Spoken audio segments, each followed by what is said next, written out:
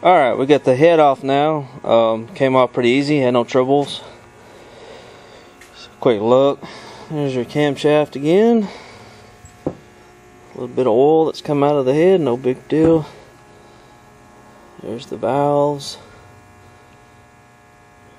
Head looks pretty good.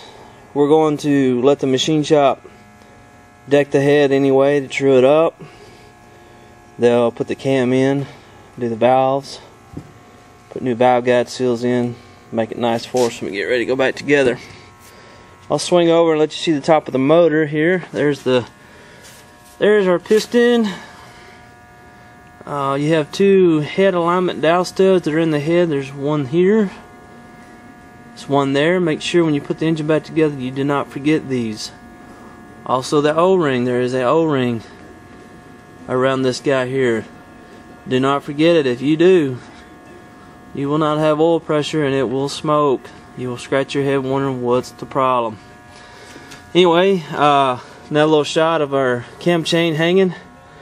Just take your time when you pull the head off. When you pull the head up, reach through the between the head and the cylinder and grab the chain, hold it, and go ahead and pull the head off. It takes a little bit of movement, but you can get the head out of the frame, out of the bike without having to remove the motor.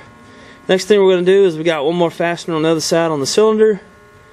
We'll take it off and we'll pull the cylinder up. Okay, now we got the cylinder off the motor. Came right off. I was saying about an O-ring. When you go back to put the motor together, do not forget this guy. Also, there's another one on the other side, same hole, that goes in here. It's still on the motor. I left it on the motor for illustration. There's a big O-ring that goes around the cylinder. Do not forget that one either. Cylinder looks pretty good. I don't know if you can see. Still got hash marks. But that's alright because it's going to get bored out and that's not going to matter. We'll redeck the top of the cylinder. We'll get all this cleaned up. Get it ready for the machine shop. Let them do their magic. Anyway, I'm going to swing over. Here's the piston. Looks pretty good, but it's going away. We're going to a bigger piston.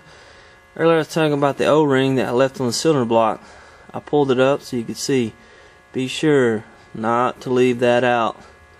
You do, you will not have oil pressure and you will be a very unhappy person having to go back through all these steps and all new gaskets.